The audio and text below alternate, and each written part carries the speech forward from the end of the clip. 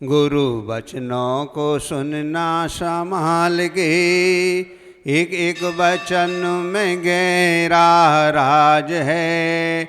जिसने पाई है जानी है महिमा गुरु की, उसका डूबा कभी ना जहाज है।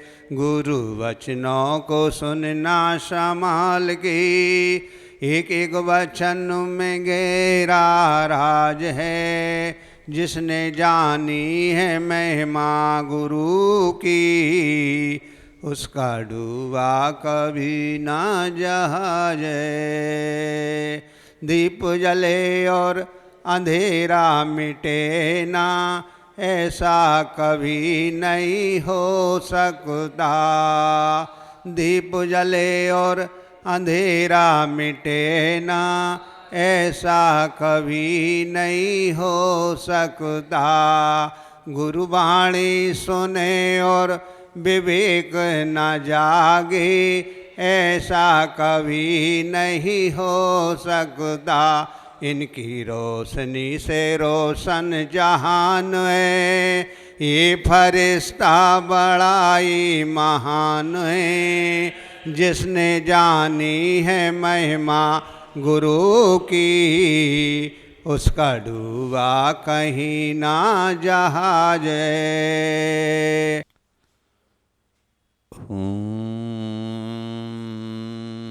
नमः सिद्धेभ्यः।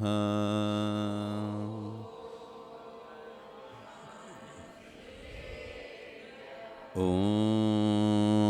नमः सिद्धेभ्यः।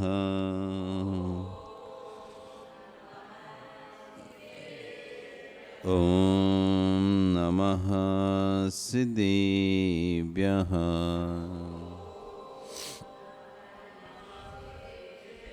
तेरी अड़ी खगिड़ाई रुतारी मोहे सिरे सिरेणी विहू। आयरी राऊ पसियो परवादीण्यो भव्य जी लोए। नमो अरिहंताणं नमो सिद्धाणं नमो आयरीयाणं नमो वच्छायाणं नमो लोए सव्यसाहुणं।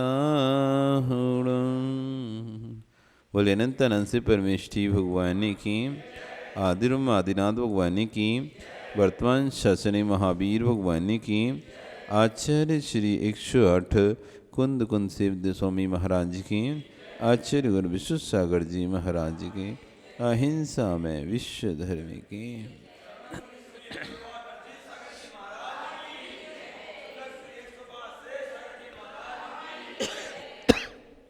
बंधु, वर्तमान शासन न्यायिक वर्तमान स्वामी के शासन में तीर्थंकर भू की चरण निश्रा में बैठकर हम सभी जिन देशना का श्रवण कर रहे हैं। आचार्य कुंद कुंदेव स्वामी महाराज ग्रंथराज रेणसार जी में श्रवण और श्रावक उभय धर्मों का व्याख्यान कर रहे हैं। तो वहीं आचार्य विश्व सागर जी महाराज उस व्याख्यान पर अपनी देशना को दे रहे हैं और आज कह रहे हैं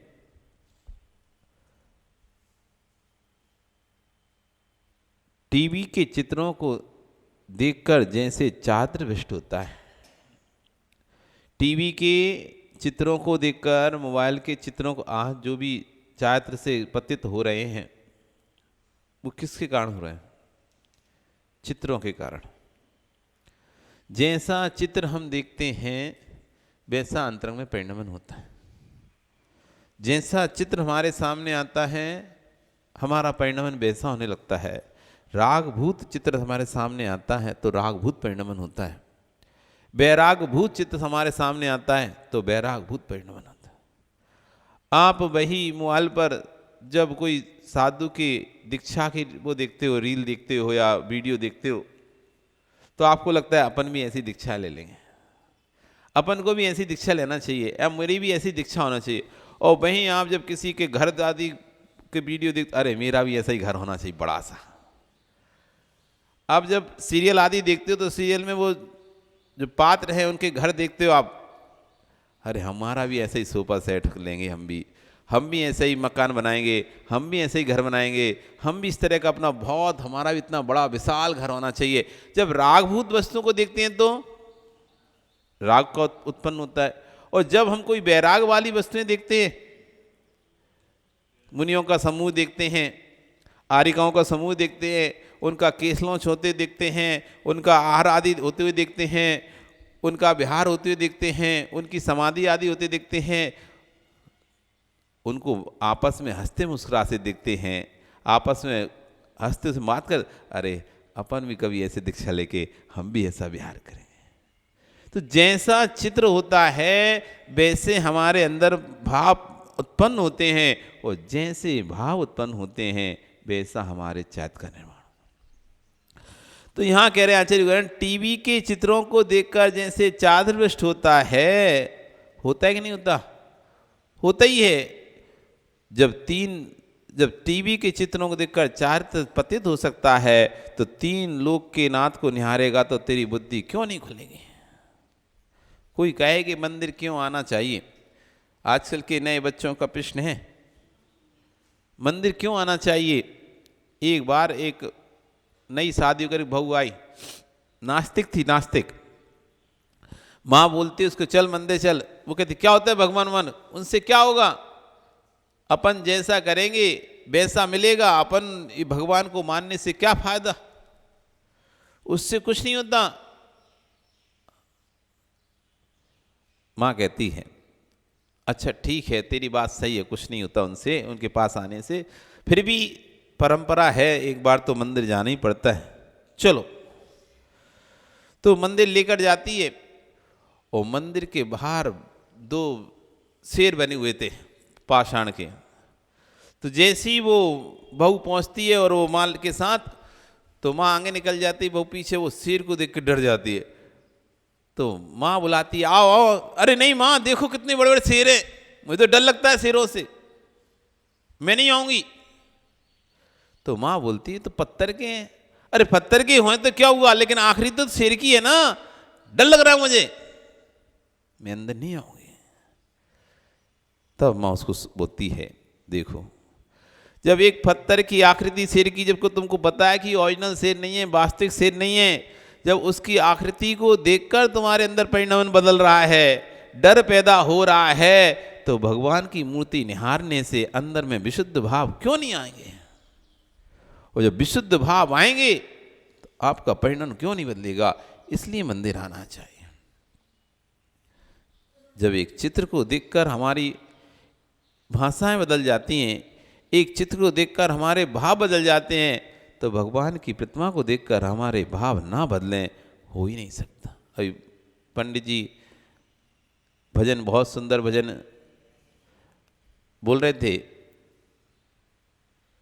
जिन वाणी सुने और भाव ना बदलें, ऐसा कभी नहीं हो सकता। आचार्य वन भी कई बार कहते हैं मुझे विश्वास है पानी गिरेगा तो मिट्टी जरूर गीली होगी, पानी गिरेगा मिट्टी जरूर गीली होगी, जिनवाणी गिरेगी, जिनवाणी अंतस में जाएगी तो परिणमन जरूर होगा, भाव बदलेंगे। बस होना चाहिए जिनवाणी, कसाय वाली वाणी नहीं होना चाहिए। जिनवाणी में और कसाय की वाणी में बहुत अंतर है। जब जिनवाणी निकलती है अंतर में आह्लाद आता है, जब जिनवाणी निकलती है तो अंतरंग में आह्लाद आता है, और जब कसाय की वाणी निकली है तो अंतर में एक खुशी होती है, हाँ अपन ने तो बोल दिया, आवाज था, एक संक्लिष्टता आती, संक्लिष्टता। हंसना, आप ये मतलब आनंद है, हंसने से कोई आनंद, मतलब हंसना भी एक संक्लिष्टता है। जब व्यक्ति अपनी कसाय को निकाल देता है तो वो हंसने लगता है, खुश होने लगता है। जब तक वो कसाय को नहीं निकाल पाता तब तक अंदर ही अंदर दुखी होता है। और जैसे वो कसाय को निकालता है अपने आप को आनंदित खुशी महसूस करता है। इस संकलिष्टता है। तो यहाँ कह रहे हैं कि 3 लोक के नाथ को निहारेगा तो तेरी बुद्धि क्यों नहीं खुलेगी, चारित क्यों नहीं बढ़ेगा। बस बैठकर देखते रहना, कुछ नहीं करना। भगवान के मंदिर जाना है, बस बैठकर देखते रहना है। एंटीना व्यवस्थित होना चाहिए। बस क्या कह रहे हैं, पहले अभी तो ये वॉल हो गए और डिश टीवी आदि हो गए, पहले एक एंटीना लगा रहता था ऊपर। थोड़ा भी गड़बड़ होता तो बुलाओ एंटीना हिलाओ, एक नीचे, हाँ आ गया आ गया, थोड़ा और हिलाओ, आगे आ गया, मच्छर आ गए मच्छर आ गए। नहीं आता था तो खर खर की आवाज़ आने लगती थी, कुछ भी नहीं आता था। और हिलाओ और हिलाओ, और जैसे ही एंटीना व्यवस्थित होता था, हाँ हाँ आ गया आ गया। ऐसे ही भगवान के चरणों में बैठकर अपना एंटीना व्यवस्थित रखो। कौन सा एंटीना? मन रूपी एंटीना को, विशुद्धि रूपी एंटीना को। जिसका मन रूपी एंटीना एकाग्र है, विशुद्धि रूपी एंटीना एकाग्र है, वही भगवान के चित्रों को पकड़ पाएगा, वही पकड़ पाएगा। नहीं तो भगवान का चेहरा तो देखेगा, लेकिन देखेगा किसी और का चेहरा। दर्शन तो करेगा भगवान के, लेकिन दिखेगा चेहरा किसी और का। तो यहाँ कह रहे हैं बस बैठकर देखते रहना। एंटीना व्यवस्थित होता है तो चित्र भी आते हैं। ज्ञानी ऐसी तेरा मन रूपी एंटीना एकाग्र रहेगा, विशुद्धि बढ़ेगी तो ज्ञान अपने आप क्षमा आएगा। मैं जानकर सत्य का प्रयोग कर रहा हूं, क्योंकि दुनिया में जितने प्रयोग हो रहे हैं भैया, वो सब शब्दों के प्रयोग हैं। आज आपकी भाषा से आप बता सकते हैं कि भिखारी है या अमीर है या गरीब है। आप शांत बैठा है, कोई व्यक्ति शांत बैठा है, आप उसको नहीं बता सकते कौन है, लेकिन जैसी उसकी भाषा निकलेगी आप बता सकते हैं कि व्यक्ति कैसा व्यक्ति है। भिखारी की भाषा भिन्न होती है,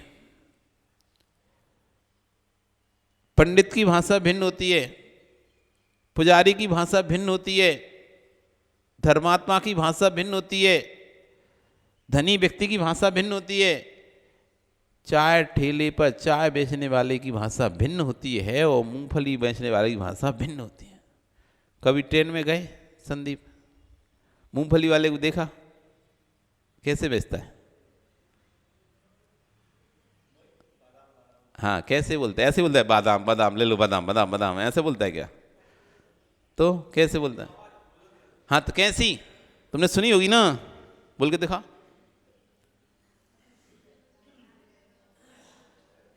बोलो ना, डरते क्यों? ऐसे पहले तो कोई ले लेगा बादाम में, जैसे तुम बोल रहे हो, जैसे तुम बोल रहे हो ऐसे बोलने से बादाम बिक जाएगी क्या? गरम बादाम गरम बादाम गरम बादाम, कैसे बोलेगा वो? वैसी टोन लानी पड़ेगी तुम्हें, लानी पड़ेगी नहीं लानी पड़ेगी। जैसा जो वस्तु तुम्हारे को बेचना है वैसे भाव तुम्हारे बनाने पड़ेंगे, वैसी भाषा तुम्हारी बनानी पड़ेगी, नहीं तो वस्तु बिक नहीं पाएगी। कैसे? हाँ दिनेश बताएंगे। कौन बता रहे थे? अजित। अजित चाय बजना, चाय वाला कैसे? देख लो ऐसे तो आश्चर्य कर गए। हर व्यक्ति की भाषा उसके कार्य को बता देती है। चाय बेचने वाली भाषा बता देगी ये चाय बेचता है, मूंगफली बेचने की भाषा बता देगी मूंगफली बेचता है, पंडित की भाषा बता देगी ये पंडिताई करता है, विद्वान की भाषा बताएगी ये विद्वानी है, विद्वान है, धर्मात्मा की भाषा बता देगी धर्मात्मा है। कैसा? पैसे वाली भाषा नहीं समझ जाएगी। सबकी भाषाओं से आप पता कर सकते हो कुछ भी हुआ है कि नहीं हुआ है, क्या अंदर में चल रहा है क्या नहीं चल रहा है, ये सब भाषाएं बता देती हैं। भाषा में औषधियां हैं। भाषा में जहर है, भाषा में औषधियाँ हैं। जिन जिनको अपने घर को पूर्ण स्वस्थ रखना है, आचार्य बन करे वे हाथ ऊंचे करो। जिन जिनको अपने घर को स्वस्थ रखना है, हाथ ऊंचे करो। मैं व्यवहार से बोल रहा हूँ, घर स्वस्थ तभी रख पाओगे जब तुम अपने भीतर के घर को स्वस्थ रख पाओगे। जब तक भीतर का घर स्वस्थ नहीं है, तब तक बाहर का घर स्वस्थ नहीं हो सकता। भीतर मतलब अंतरंग परिणाम। जब तक तुम्हारे स्वयं के अंदर के परिणाम अच्छे नहीं है, तो बाहर आप किसी को भी अच्छा नहीं कर सकते। आप अंदर से क्रोधित हैं, गुस्से में हैं, तो सुनील तुम घर में सब पे चिड़चिड़ करोगे, पक्का। नहीं हो तो देख लेना, जिस दिन तुम्हें गुस्सा आ रहा हो, या जिस दिन तुम्हारे घर दुकान पे कुछ हो गया हो, या दुकान ग्राहक से कुछ तू मैं चिक चिक चिक चिक हो गई हो, कुछ भी हो गई हो, या परिवार में दुकान पे चिक चिक हुई होगी, तो उसका गुस्सा घर पे उतरेगा। बेटे की माँ पे उतरेगा उसका गुस्सा, बेटे पे उतरेगा। और घर पे चिक चिक होके आई होगी, तो उसका गुस्सा दुकानदार ग्राहक पे उतरेगा। उससे चिक चिक चे हो जाएगी, चिक चिक हो जाएगी, चिड़चिड़ करोगे तो नहीं होता ऐसा। अपन चिड़चिड़ करने लगते हैं ना, तो क्या आज क्या बात है, आज क्यों चिड़चिड़ा रहा है। फिर बाद में आपको जब थोड़ा सा शांत होते, अरे यार कुछ नहीं, थोड़ी घर की टेंशन है। वो घर की टेंशन में दिमाग लग नहीं रहा एक व्यवस्थित, अथवा दुकान की टेंशन से घर में थोड़ा सा ऐसा हो गया। तो जब अंतरंग का घर गड़बड़ हो जाता है, अंदर का घर गड़बड़ हो जाता है, तो बाहर का घर भी गड़बड़ हो जाता है। सब व्यवस्थाएं अव्यवस्थित हो जाती हैं। जिनको अपने घर को पूर्ण स्वस्थ रखना हो, वे हाथ ऊंचा करो। मैं व्यवहार से बोल रहा हूँ, घर स्वस्थ तभी हो कर रख पाओगे जब तुम अपने भीतर के घर में स्वस्थ रहोगे। जब भीतर के घर को स्वस्थ रखोगे, जिसका भीतर का भाव स्वस्थ होता है, उसकी बाहर की भाषा भी स्वस्थ होती है। भीतर का भाव स्वस्थ नहीं है, तो बाहर की भाषा में भी स्वस्थता नहीं आई। जिनकी भाषा स्वस्थ निकलती है, वे दूसरों को स्वस्थ परिणाम कराती है। मरीज आता है वैद्य के पास, वैद्य जी बोलिए क्या है। वैद्य जी बोलता है बोलिए क्या है। क्या आत्मीयता दिखाता है, उसके शुद्ध भाषण से आधा रोग तो वैसे ठीक हो जाता है। मरीज वैद्य के पास जाता है, तो वैद्य यदि अच्छे से पूछ ले, हाँ बताओ क्या हो गया।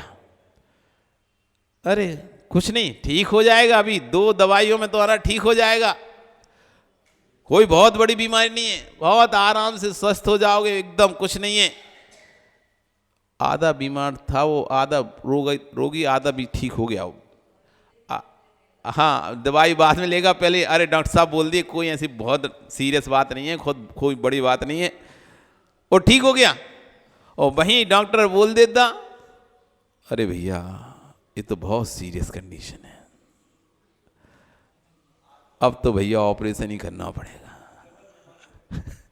अब तो ऑपरेशन ही करना पड़ेगा, कोई उपाय नहीं है, ऐसा करना पड़ेगा वैसा करना पड़ेगा, जल्दी लेके जाओ, अभी लेके जाओ, लेट नहीं कर देना।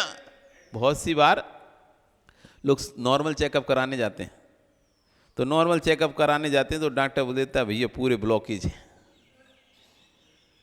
100% ही ब्लॉक है तुम्हारा, अब भैया लेट नहीं करो, तुम अभी अभी निर्णय लो, यहीं ऑपरेशन कराओ। तुरंत हार्ट के जाते ना, तुरंत ऑपरेशन। बेचारा वो वैसे ही तो सामान आया था, हंसी खुशी आया था, जैसे उसने ऐसा बोला बेचारी हालत खराब हो गई। फिर उसके बाद 2 महीना 4 महीना उसे देखो, बेचारा ऐसा मोटा खाटा था तो ऐसा हो जाता है बिल्कुल सूख के टेंशन में।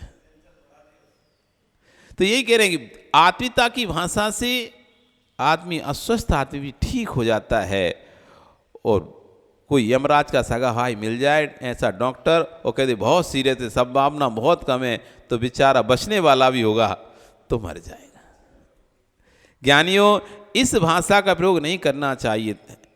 यदि कोई सीरियस भी है तो क्या बोलना चाहिए, मैं उपचार पूर्ण कर रहा हूं, बाकी अब भगवान के हाथ में सब। आपसे अनुरोध है, आप सब प्रभु के ध्यान करो, मैं अपना काम करता हूं। आयु कर्म के क्षीण होने पर ही प्राण का घात होगा। जब तक आयु क्षीण नहीं है, तब तक इन्हें कोई भी मार नहीं सकता। आप निश्चिंत रहो, भाषा ऐसी भी हो सकती है, भाषा ऐसी भी हो सकती है। उदाहरण के रूप में कह रहे हैं कि हम कैसी भाषा बोलना चाहते हैं, जैसी भाषा हम बोलेंगे वो हमारे अंदर के भाव को दिखाएगा। अंदर किस तरह का भाव है वो भाषाओं दिख जाएगा। इसलिए भगवान का नाम ले लो। हे ज्ञानी, तू उसका परम मित्र होगा, तो जैसे ही भगवान का नाम लिया तूने उसका हाथ पकड़ा और कहा अरिहंत नाम सत्य हो गया। कम से कम भगवान का नाम लेते लेते तो गया, पर वैद्य की दृष्टि श्री और रोगी की दृष्टि श्री और रोगी की दृष्टि जाने पर, वैद्य की दृष्टि श्री पर और रोगी की दृष्टि जीने पर ये दो दृष्टियां जिसकी लगी हैं उसका कभी समाधि मरण नहीं होगा। वैद्य की दृष्टि यदि श्री पर लगी है तो कभी ठीक नहीं कर पाएगा। श्री मतलब पैसा। वैद्य की दृष्टि यदि श्री पर है यानी पैसे पर है तो रोगी कभी ठीक नहीं करेगा, वो रोग बताएगा ही नहीं सही। एक वैद्य के पास एक वैद्य के पास एक व्यक्ति आता था, उसकी आंख में कुछ परेशानी हो गई थी तो उपचार कराने आता था। तो हर महीने उसे बुलाया जाता था उपचार कराने के लिए, और हर महीने उपचार कराता, खूब पैसा देता था। एक बार वो वैद्य चला गया, अब वो व्यक्ति आया, वैद्य तो नहीं था, बेटा था। तो बेटे ने देखा उसकी आंख और देखा कि एक फांस फंसी हुई है, जिसके कारण से बार बार मवाद हो रही है और ये बार बार परेशान हो रहा है। उसने वो फांस निकाल दी और वो थोड़ी दवाई दी थी, 7 दिन वो ठीक हो गया, उसका आना बंद हो गया। जब वैद्य आया तो उसने पूछा क्यों, वो आजकल आता नहीं है, एक व्यक्ति आता था हर महीने उपचार करवाने। तो बेटा बोला पिताजी वो पागल था, अरे फांस लगी थी मैंने निकाल दी, खत्म, ठीक हो गया। तो उसमें गाल में देते पागल, तो नुकसान कर दिया।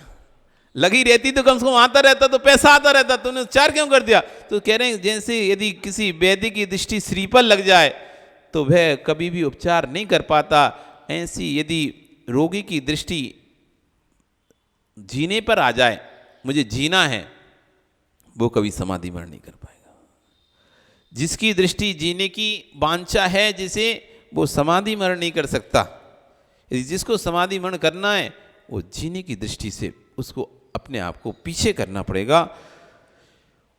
जिसकी दो दृष्टियां चल रही हैं, वैद्य की दृष्टि यदि श्री पर और रोगी की दृष्टि जीने पर, तो ये दो दृष्टियां जिसकी लगी हैं वो कभी समाधि मरण नहीं हो सकता। ज्ञानी मंत्र क्या था, क्योंकि वैद्य की दृष्टि श्री पर है तो वो बोलेगा नहीं हाँ ले जाओ इसे, अब आखिरी समय चल रहा, वो तो आखिरी तक भी वेंटिलेटर पर रखा ही रहेगा, क्योंकि उसे पैसा चाहिए।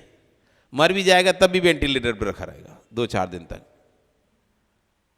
तो जिस वैद्य की दृष्टि श्री पर है वो किसी का समाधि मरण नहीं करा सकता। जिस रोगी की दृष्टि जीने पर है वह कभी समाधि मरण नहीं कर सकता। समाधि मरण। ज्ञानी मंत्र क्या था, प्रशस्त संस्कार वर्णों की शैली, उच्चारण की जो शैली है वही मंत्र है।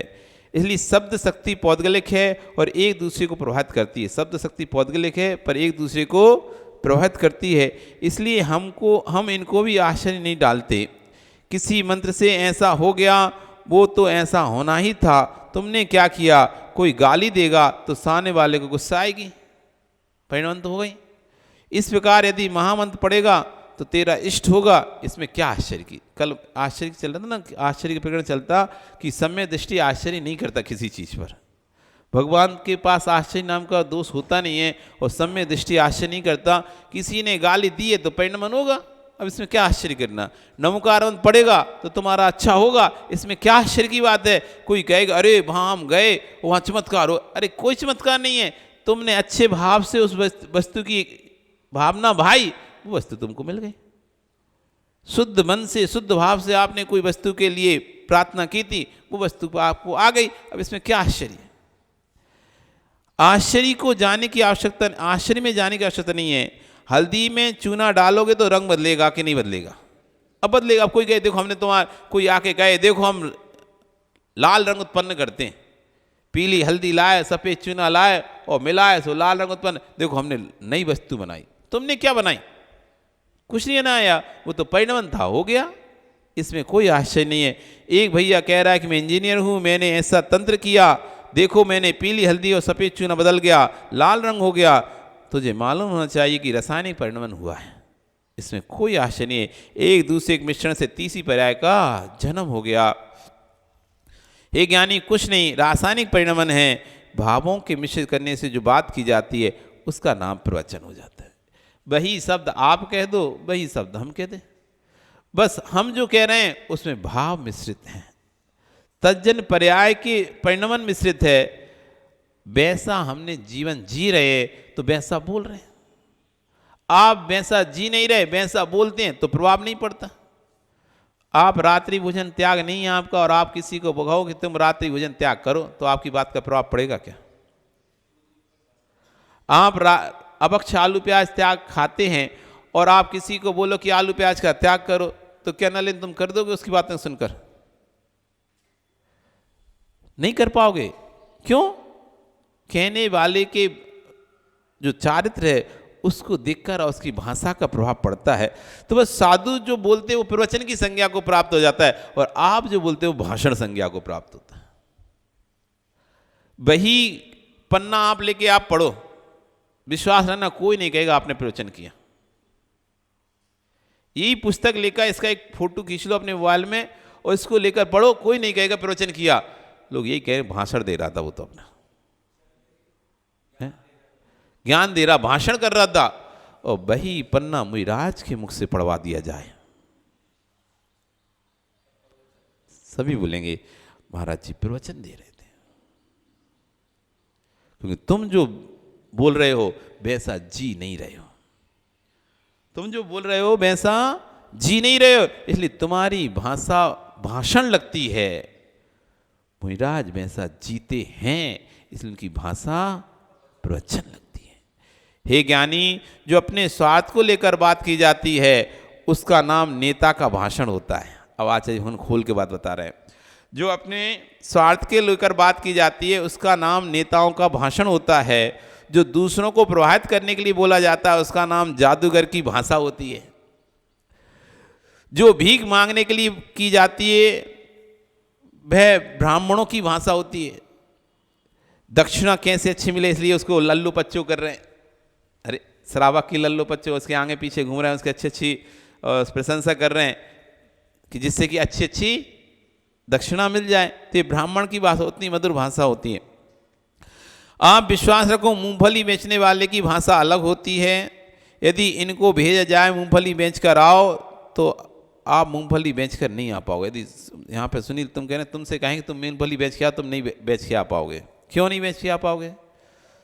तुम्हें वैसी भाव और वैसी भाषा निकालनी पड़ेगी। इनको पहले मूंगफली बेचने की भाषा सीखनी पड़ेगी, तब जाके मूंगफली बिकेगी। तो वैसे इनको पहले अंतरंग में भाव तैयार करने पड़ेंगे। एक ब्रह्म गुलाल मुइराज की कथा है। ब्रह्म गुलाल नाम का एक व्यक्ति हुआ, भैरूपिया समझते ना, अनेक रूप बनाने वाला।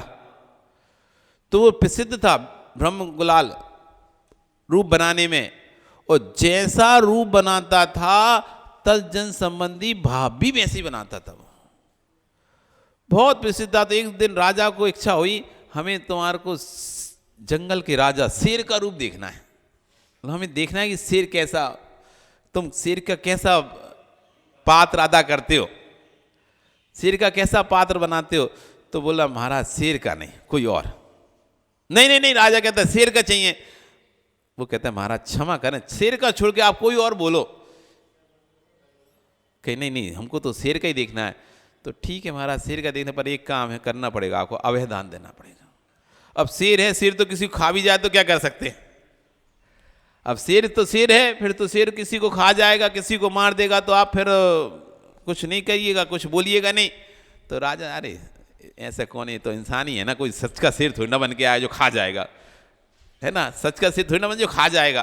तो राजा लाइट लिया उस बात को, उसने उसका ठीक है दिया आवेदन।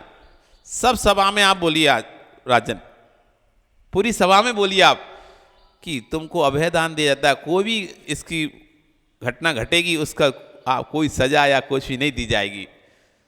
ठीक है, राजा ने कहा ठीक है कोई दिक्कत नहीं।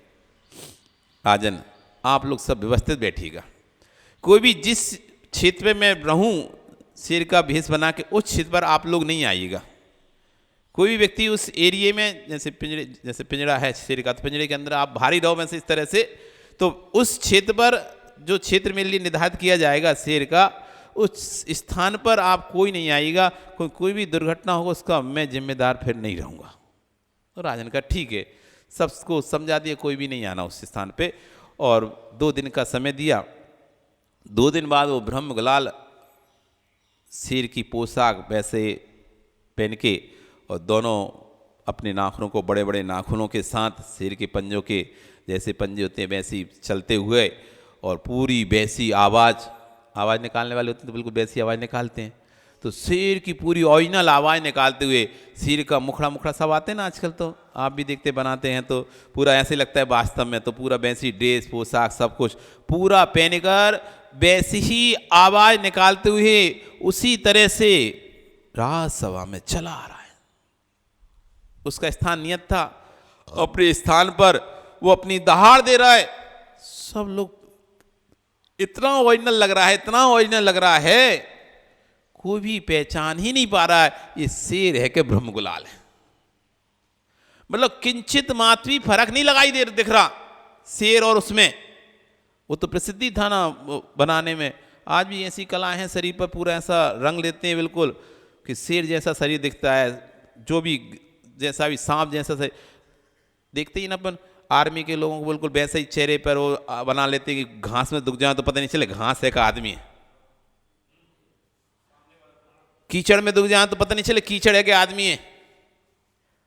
पर्वत पर यदि चट्टानों पर ही तो ऐसे कपड़े ऐसे पहनते पता नहीं चलता कि ये वस्तु पत्थर है या व्यक्ति है।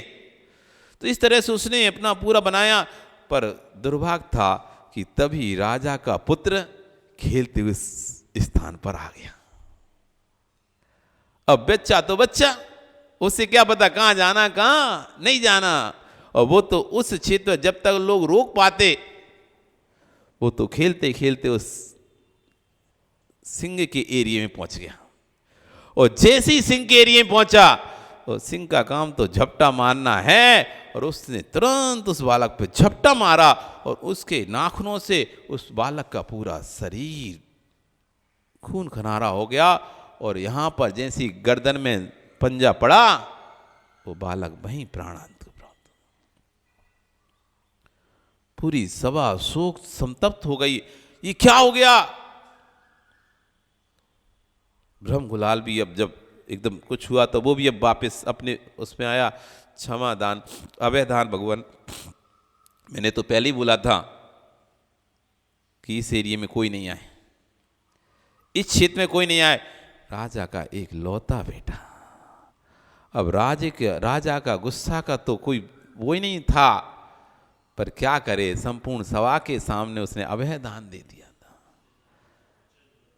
अब कुछ कर नहीं सकता था। शोक संतप्त राजा अपने बच्चे को ले गया। अब क्या कुछ नहीं, और शोक में लीन होता रहा। अब मंत्री वगैरह सब समझा रहे, अब राजन जो हो गया क्या कर सकते हैं। पर राजा का मेरे अंदर जब तक मैं उससे बदला नहीं ले लूंगा, अब शांति नहीं मिलेगी। जब तक मैं बदला नहीं ले लूंगा उससे शांति नहीं। तो मंत्री समझाते कैसे लोग बदला, आपने दबे दान दिया, आप उससे अब कोई सजा भी नहीं दे सकते, कैसे बदला लोगे। तुम लोग ही कोई युक्ति बताओ जिससे मैं उससे बदला ले सकूं। तो राजा को युक्ति बताई, एक काम करो, आप उनको बोलो मुनिराज का भेष बना के आए। ब्रह्मलाल को बोलो हमें दिगंबर मुनि का भेष देखना है, दिगंबर मुनि का भेष देखना है। उसको बुलाया गया राजसभा में, उससे कहा दिगंबर मुनि का भेष देखना है। तो ब्रह्मगुलाल कहता है नहीं राजन, ये संभव नहीं है। राजा के नहीं, यदि आपने दिगंबर मुनि का भेष नहीं बनाया तो फिर आप दंड के पात्र होंगे। अब राजा को तो दंड देना तो उसे पता था बनाएगा नहीं, तो दंड देने के लिए कुछ तो देना करना पड़ेगा ना। तो दंड के पात्र बनेंगे यदि आपने राजज्ञा का उल्लंघन किया। आपने सिंह के जब बना सकते हैं तो दिगंबर मुनि का भी आपको बनाना पड़ेगा। अब तो ब्रह्मगुलाल तो फंस गया, अब क्या करें। ठीक है राजन, 7 दिन का समय दीजिए, 7 दिन का समय दीजिए। राजन कहा ठीक है, 7 दिन का समय मिला।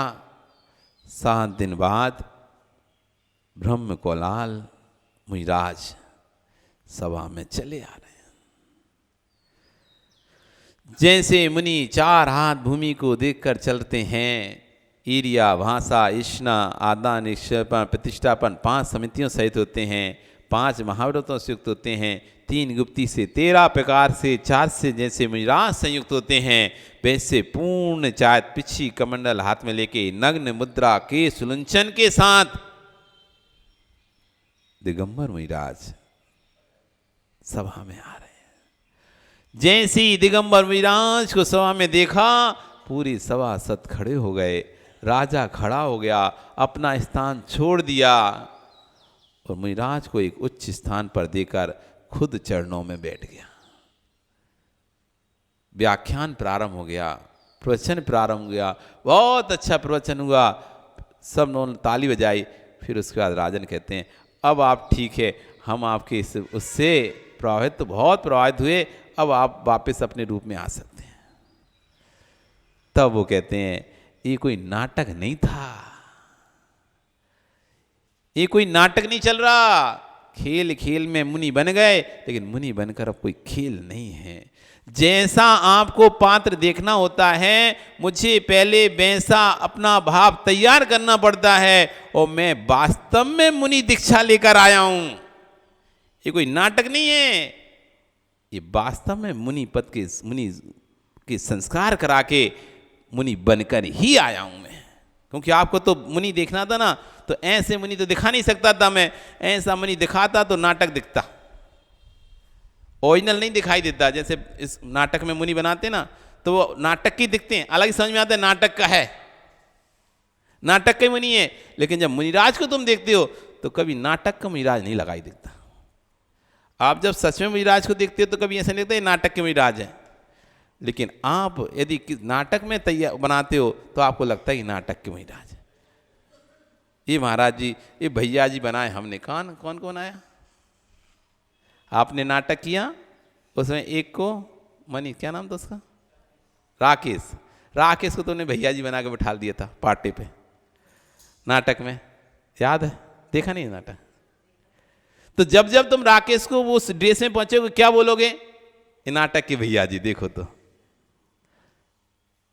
जब नाटक करते हैं, उसमें भेष बनाते हैं, उस भेष को देखते ही नाटक का भाव आता है, ओरिजिनल भाव नहीं आता। जो ओरिजिनल होता है उसको देखकर नाटक का भाव नहीं आता।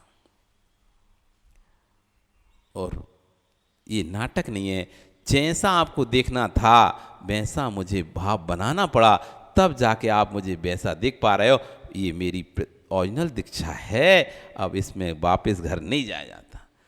हंसी हंसी में खेल रचायो जिन मत की दीक्षा धारी, ब्रह्म गुलाल मुनिराज भयो अचरज भारी। सब लोगों को आश्चर्यचकित हो गया, क्या सही में मुनि बन गए? हाँ, सही में ही मुनि बन गए। तो ये कह रहे हैं कि मूंगफली बेचने भी जाओगे तो पहले उसकी भाषा सीखनी पड़ेगी। चाय बेचने जाओगे तो पहले चाय वाले की भाषा सीखनी पड़ेगी। भीख मांगना है तो पहले भीख मांगने वाले की भाषा सीखनी पड़ेगी। कोई भीख भी नहीं देगा तो तुम भैया दे दे 5 रुपये, कोई नहीं देगा। भीख मांगना है तो पहले भीख मांगने वाले की भाषा सीखनी पड़ेगी। व्यापार करना है तो पहले व्यापारी की भाषा सीखनी पड़ेगी। जैसा भिखारी बनाकर भेज दिया जाए, किसी को भीख मांग कर लाओ, भैया खाली झोली लेकर आ जाएगा। यदि उसे भीख मांगने वाली भाषा नहीं आती तो कला आना पड़ेगी। भाई भीख भी मांगना है तो आपको भिखारी की भाषा सीखनी पड़ेगी। जब भिखारी को भिखारी की भाषा से भीख मिलती है तो दिगंबर बनकर दिगंबर मुनि की भाषा नहीं सीख पाए तो भगवान कैसे बन पाओगे? भिखारी भी भिखारी भाषा सीखता है तब जाके भीख मिलती है, और दिगंबर बनकर दिगंबर मुनि की भाषा नहीं सीख पाए तो कैसे आप भगवान बन पाओगे? यदि भाषा समिति, वचन गुप्ती, सत्य महाव्रत, सत्य अणुव्रत, सत्य धर्म, ये सब वचनों की शिक्षा है। ज्ञानी कभी भी कपड़े उतार कर फेंक मत बैठना जब तक यहाँ भाषा ना सीख पाओ। जब तक भाषा नहीं सीख पाओ मत कपड़े मत उतारना। हर क्षेत्र की भाषा भिन्न है। जिस क्षेत्र में प्रवेश करोगे वहाँ की भाषा की ही प्रभावित करती है। मुक्षु आपके संसद भवन की अलग भाषा होती है। मैं तो इन योगियों से कहता रहता हूँ बार बार, जैसे किसी परिसर में प्रवेश करो कि भाषा को सुनकर के बोध होता है कि अमुक का परिसर है। किसी परिसर में अपन प्रवेश करते हैं, किसी घर में प्रवेश करते हैं, किसी स्थान पर, धार्मिक स्थान पर प्रवेश करते हैं, तो जैसी वहाँ की भाषा निकलती है, कौन सी भाषा, तो पता चल जाता है हिंदू का, मुस्लिम का है, सिख का है, ईसाई है, किसका क्षेत्र है। आप भाषा बता लेना कि कोई आके बदलाया नहीं लगा, लेकिन जैसी आपको समझ में आएगा, आवाज़ सुनाई दी, आप समझ जाओगे किसका क्षेत्र है। ऐसे ही तुम लोग 24 घंटे मुख में उन बातों से निकालते रहना जिससे लगे कि मुनि की भाषा है, ये मुनि है। जैसे एक उदाहरण दिया कि जैसे किसी परिसर में क्षेत्र पर जाते हैं, वहाँ आदि कीर्तन की भाषा चलती रहती है तो पता चल जाता है यहाँ पे मंदिर है। यहाँ पर यदि घंटियों की जय जयनाथ परम गुरु की आवाज़ है तो जैन मंदिर है। इस तरह से भाषा से पता चल जाए। ऐसे मुनि को समझाएं कि तुम्हारी भाषा से पता चल जाए। 24 घंटे ऐसी भाषा निकालो जिससे पता चल जाए कि तुम मुनि हो। वो भी आके ये नहीं कहे अरे वो कैसे मुनिराज थे, क्या बोल रहे थे। भाषा से पता चल जाए कि ये मुनि हैं, ताकि बाहर का कोई व्यक्ति आकर निहारे तो कहे योगियों की परिषद में गया था। इसमें योग में भाषा ही चलती है, इसमें चकार मकार की भाषा का प्रयोग नहीं होता है। निर्गुणों की भाषा अलौकिक भाषा है। एक श्रावक अपनी पत्नी को लेकर आए, बोले महाराज जी मैं तो नहीं आ रहा था, लेकिन पारस टीवी पर हमारी देवी ने आपके प्रवचन सुने, तब से लगी थी कि एक बार दर्शन करा के लाओ, इसलिए आपके दर्शन कराने लाया हूँ। मैंने कहा क्यों,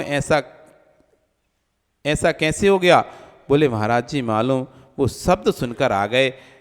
अब कल्पना करो जब वहाँ बैठकर व्यक्ति बात कर रहा है कि टीवी पे देखकर कोई प्रभावित हो रहा है तो सामने आएगा और बेसदी आपको नहीं देखेगा तो उनको कितना दुख होगा। कि तीर्थंकर भगवान की देशना को सुनकर एक दिन हजार लोग दीक्षा देते। जब आचार्य कहे कि आप देखो कि जब टीवी पर देखकर आदमी प्रभावित हो रहा है तो इससे विश्वास करो कि जब भगवान तीर्थंकर महावीर स्वामी निकलते होंगे तो उनकी भाषा सुनकर हजार लोग दीक्षा ले लें तो कोई आश्चर्य की बात नहीं है। क्योंकि जब पढ़ते हैं हम कि उनके संवत्सर इतने लाख लोगों ने आके दीक्षा ले ली, इतने लोगों ने दीक्षा ले ली, इतने मुनिराज, इतने आरिका, लाखों मुनिराज, लाखों आरिकाएँ आकर दीक्षित हो गए। जब एक सामान्य साधु की भाषा सुनकर प्रभावित होकर लोग दीक्षा के परिणाम बना देते हैं, फिर तीर्थंकर महाविराज को सुनकर कोई दीक्षा लेता हो, हजारों राजा, हजारों लोग, भगवान आदिनाथ के साथ 4000 राजा ने दीक्षा ले ली, कोई आश्चर्य की बात नहीं।